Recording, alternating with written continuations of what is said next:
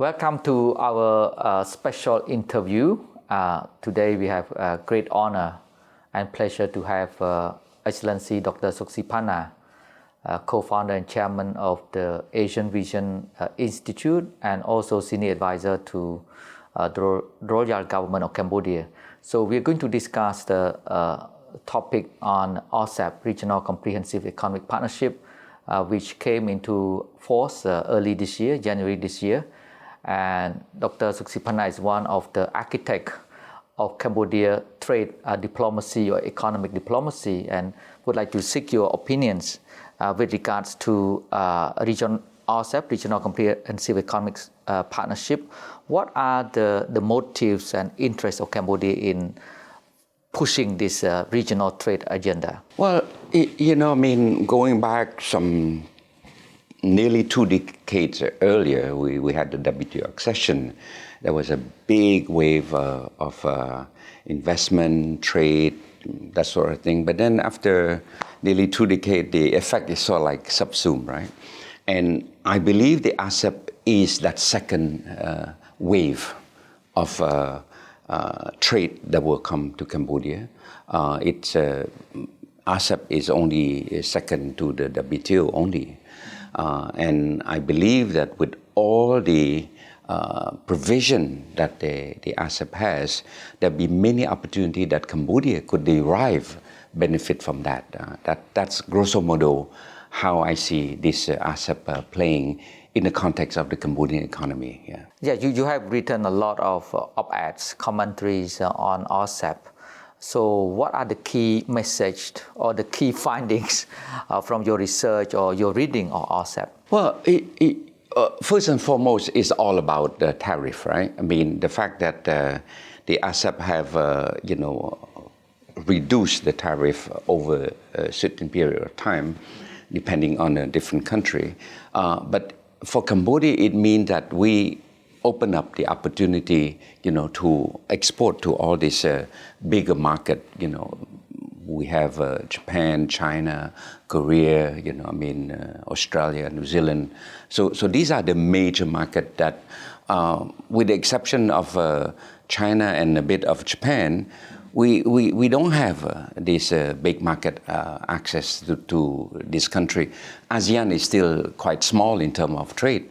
But as a bloc, as this 15-country bloc, the opportunity for export is much higher.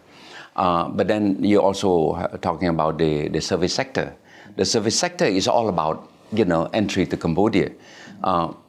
20 years ago, when we negotiated accession to WTO, we don't really have a private sector. We don't really have a professional service, distribution service, transport service. We don't have that much. Nearly 20 years later, most of this sector, Cambodian are operating. And they are already, I would say, mid-size already. So it means that with the ASEP, when we welcome entry of a foreign company coming to Cambodia, the Cambodian company can be in position to partner with them, to enter the supply chain, to provide the services, and to be, I would say, a shareholder for that matter. So certainly from a small local company, they could have a share of a regional company, that sort of thing. So from these two perspectives, it's quite interesting. We see more Cambodian, I would say, entering the regional market through the shareholding with the bigger company, who, of course, they are aiming to enter the local market, but vice versa. It's also enable Cambodian company to have a taste of what it is to be part of the larger company. Yeah. So, Excellency, you also a lawyer, right? A legal consultant, and you also a partner of Soksipana Associate. From a legal point of view, what are the loopholes or the gaps, legal gaps that we need to fulfill, or what do public and private sector in Cambodia need to do more with regard to legal reforms? Well, Basically, it's all about providing a good, sound, conducive, transparent legal framework. That is the most crucial thing, because what is important for foreign investor is predictability. Of the legal system, of the rule. I think in the case of Cambodia, our legal framework now is quite good compared to 20 years ago, right? The commercial law is there, the dispute resolution, we have now a commercial arbitration center, that enable investor not to go to Cambodian court, but to resort to alternate dispute resolution, that sort of thing. So I would say, grosso modo, many of this procedure, we move online already, right? Which is great. Yeah. Because it really cut down the cost of doing business in terms of cost of registration, that sort of thing is all online, so people can just move to set up a company. But to me, it's more about how this company can enter into good joint venture with local company. And this is where the local company, and here it's not much about the state, it's about the private sector themselves, that they need to be more conscious of having proper due diligence. Because before, it is the foreign company who do the due diligence on the local company, but the local company rarely do diligence on the foreign company. So this thing have to change. To be a decent partner, a decent shareholder, you got to know who you're dealing with. And this is where I think that the local company now need to reach out more to professional law firm, professional consultancy, good accounting firm, so that, they know who are the people who want to reach out to them, right? So this is some of the thing a bit more challenging for the local company, because many of them are not used to reach out to professional firm, right? Yeah. And here I'm not talking about law, but I'm talking about accounting firm, talking about consulting firm, because ultimately you're dealing at the international level now. You're dealing at the regional level now. So it's no more a mom and pop. I know your father, you know my mother. Forget about that. You're dealing with corporation, and corporation need, a clear, I would say, contract to regulate their relationship. Yeah, that's right. For instance, foreign companies would have more interest, stronger interest in coming to Cambodia to invest in Cambodia and perhaps use Cambodia as a production base. Yes. To export to ASEAN market, because yes. It's the largest market, I think, so far. It's a regional trade arrangement. So in that case, of course, we have recently adopted a new amended law, investment law, to attract more foreign direct investments. So in this scenario, that ASEAN would have Cambodia boost the inflow of FDI to Cambodia. So from a legal point of view, you mentioned about due diligence and so on. What can we do more to attract more foreign direct investment that interested in export-oriented industries, because for the ASEAN market? Okay, well, late last year, we had a new investment law. It's a new investment law. It's not an amended, because the old one predate all the way to 1994. They amended 2003. But this is a clean new investment law that really take into account the ASEP, for that matter, because we know that with the ASEP enter to force, many new opportunity will arise, new market. New investment. So the new investment law have sort of like taken into account about 20 sectors that we feel will be a new emerging market, for Cambodia, right? So I would say in starting with the research and development, area in electronic, for example, in e-commerce, or what else that matter to the investment community, right? So all these new sectors are there, so that when the investment come, they know that they can invest into a structure that enable them to export back to a third country. Because ultimately, trade cannot function without investment in industrialization, right? So here we're moving toward the fourth industrial revolution. We're moving toward smart engineering, smart city, all this new thing. And if the investment law do not take into account this new sector and they don't give incentive to this new sector, investor wouldn't invest. And to me, this new investment is all about that, is to provide enough incentive, fiscal and non-fiscal and investment protection to attract this investor to come. Because the more they invest into productive capacity in Cambodia, the more we can have the ability to produce, for export. So ASEP need both, and that's why in ASEP we have a good chapter on investment that provide many protection for investment in ASEP country. Yeah. So relating to this investment, also intellectual property rights is always a kind of very sensitive, complex issue.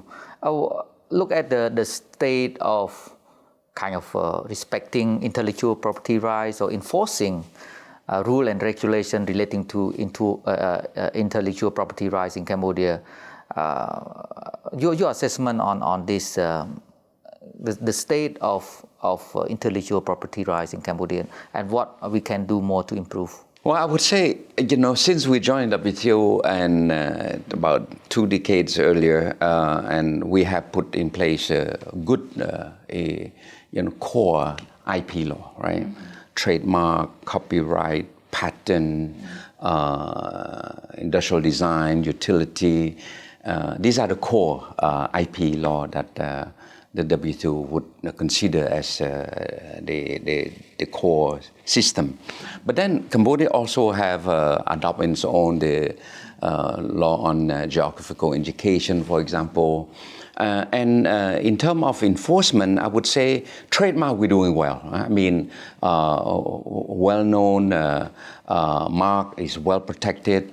And in the area of enforcement, I would say we have a good system of enforcement already. If a company infringe import cement, for example, and then use a well-known mark that is not theirs, there is a whole ecosystem of enforcement measure, to tackle, even at the border level, right? So if you suspect that the shipment is going to come with a counterfeit product, you can work with the custom, with the economic police to stop them, to confiscate that. And so I would say the enforcement of IP in Cambodia is well advanced. Of course, in the area of patent, we still rely on Singapore, for example, that in terms of the review of the patent, for example. We have cooperation with Japan, with the European Union. So I think certain area we're well advanced. Trademark is a good example. Other new novel area that require high level of sophistication, of technical expertise, of engineering capability. We still a bit behind, but we're more relying on partner countries that are advanced, like Singapore, Japan, or EU for that matter. Yeah. So I would say, for most of the business, they'll be more worried about counterfeit product, about protection of their mark, so nobody can steal their mark, that sort of thing. And these are basic. And Cambodia is well advanced in this area already. Yeah. Yeah. One last question on ASEP. Because Cambodia is the chair of ASEAN this year, and 10 years ago, Cambodia is kind of pioneer in pushing for the ASEP negotiation. So it took about 8 years to conclude. So now come 10 years later, Cambodia have ASEP. So what next? So what, as a chair of ASEAN, what should Cambodia do more to how to say, to implement RCEP more effectively? Yeah, I think, negotiating RCEP is a long, convoluted process, mainly because the difficulty arising from the disparity of the different membership, right? You have developed country like Japan, Australia, New Zealand, Korea. Then you have developing country like, well, not so small, but still developing. China is one. Then in ASEAN, we don't have least developed country. Cambodia is a good case. Laos is a good case. So the disparity of this country explain why it takes so long, because RCEP is in a way is very ASEAN centric. It's not Chinese centric, it's not Japanese centric. It is ASEAN centric, and that's why we're very mindful of the disparity, on how we can use this trade agreement to help narrow the development divide. And this is very important. Say for example, in the investment side, there are provision to encourage investor to invest more into least developed country so that they can grow, they can build up their capacity, they can grow, they can trade better. So I think, to me, that's the past. We've done that already. The agreement is in effect. Now the trick is, from now for the next 5 years, is every government should make a lot of effort to promote the agreement, to build the awareness with the private sector, with the chamber, so that they think and breathe RCEP. Because at the end of the day, it's private sector who trade. It's private sector who invest. And the more they know about it, the better. And bear in mind that Cambodia economy is predominantly SME. And SME by default, they don't have big legal team, to review all this agreement, to advise CEO how to do this, to do that. SME, they can't afford that. So they would rely on a lot of the public sector to help them. And this is where I see the need of the public sector, the Ministry of Commerce, Ministry of Finance, Ministry of Culture, to have more, awareness campaign, more workshop to explain, hey guys, if you are producing, you have banana plantation, for example, market to China, this is how you do. Certificate origin, phytosanitary, that's how you do it. So I would say, Cambodian company, they're all SME. Don't ask them to read the agreement. Don't ask them. Don't waste your time, because it's too complicated. We should ask the government to have more awareness campaign, workshop, and then bring expert. Bring freight forwarding company, bring company who specialize in phytosanitary, so that they can meet with this SME and then advise them, okay, you want to export banana to Korea? This is how you do it. And, on certificate origin, these are the form you have to fill. And that's how we can really help this SME, our own SME, to enter the marketplace. Right? Thank you very much, Excellency, for your insight on RCEP. So, Excellency, ladies and gentlemen, we come to the end of our dialogue, special dialogue on the RCEP. So, once again, thank you, Excellency Dr. Suksipana, for sharing his insights with us. So, looking forward to another special episode with Dr. Suksipana. Thank you.